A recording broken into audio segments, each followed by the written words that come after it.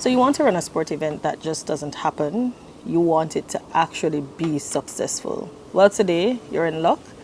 I will be discussing several tips and steps that you can take to have a winning sport event.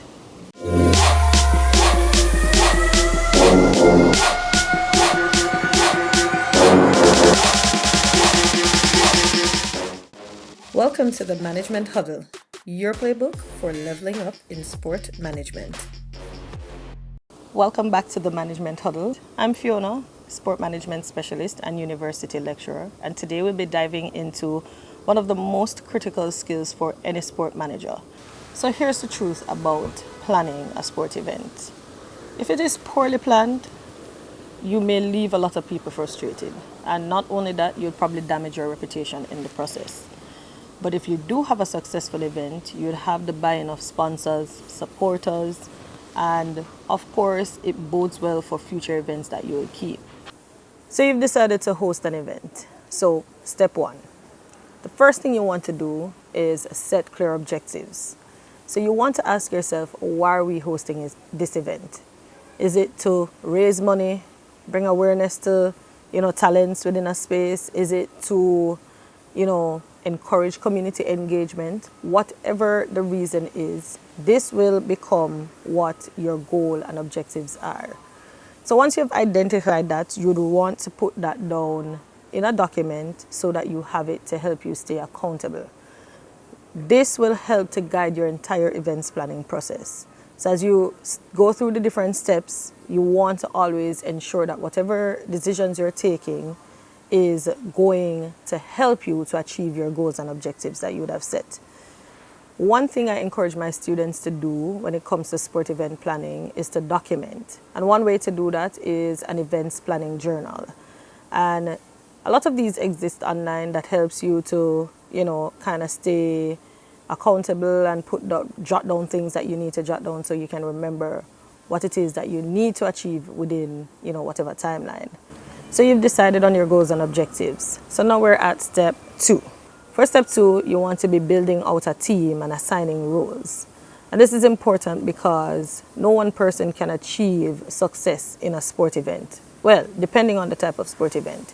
And even with a small event, one person is kind of hard to, manage all the things that happen on the day of the event. So it is important to pick people who are able to help you achieve the goals that you would have set.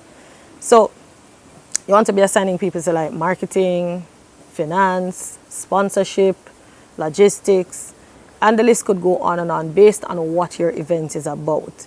So one tip I would give is look at the strengths of the people that you pull into that, committee that you'll form for your event, and you assign accordingly. So now that you have your team in place and you know your goals, the next thing to do is to prepare a budget. And this will kind of help to dictate, how you get your venues, how you engage suppliers, how much you would need in sponsorship, and whether you need ticket sales to help you, if it's something that should be profit making. Your budget will kind of dictate that. So I know I got to budget before I said choose a venue and all of that, but you have to understand the resources that you have before you can actually choose a venue. So once you have ironed out how much money you have or how much money you will need or what kind of funding you will need, then, it kind of trickles down into the different areas that you will go through as you plan your event. So now that you have created a budget and you have an idea of what resources are required, your next step now is to, decide on timelines and basically a plan or a blueprint of how you would want to go about getting this event up and running. So you'd want to have timelines on when you will book your venue, when you'll engage your suppliers, when you'll engage sponsors. You want to have this down to the T. And this is where your journal will come in, because you'd have assigned the roles already. So once you get down to the blueprint or the operational plan for the event, you'll kind of now have something to keep each person accountable and let them know what they need to do to help with executing this event. Here are a few things you should do after you have set your timelines.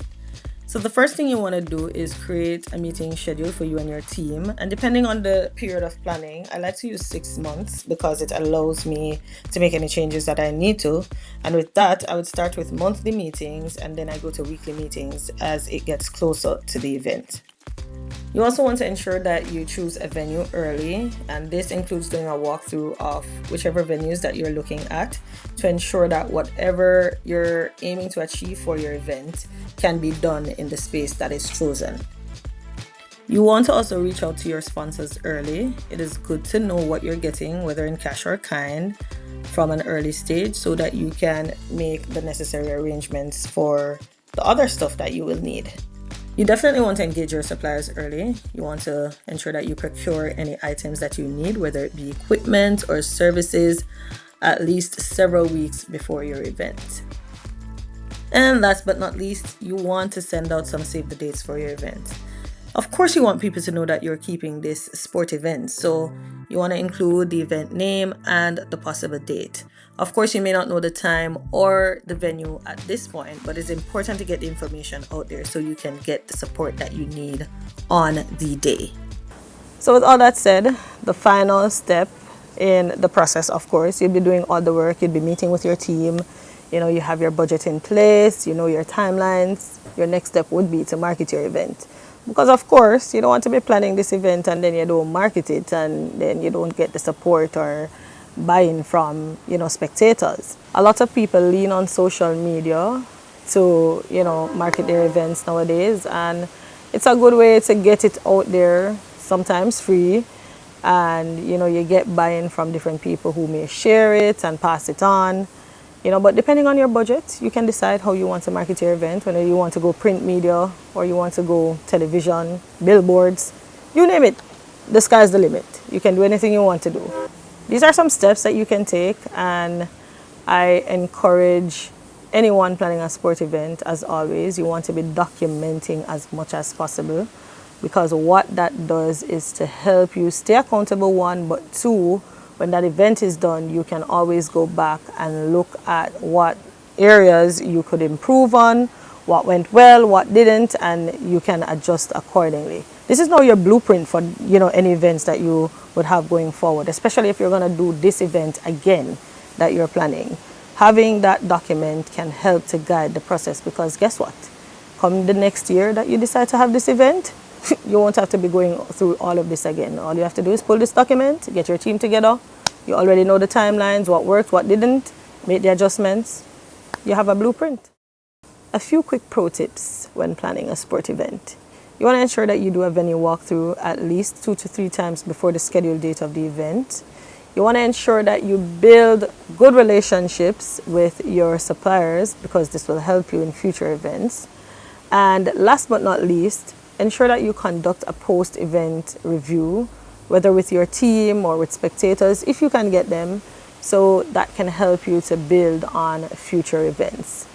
I will also dive into, venue setup and some of the things that you need to do in future videos.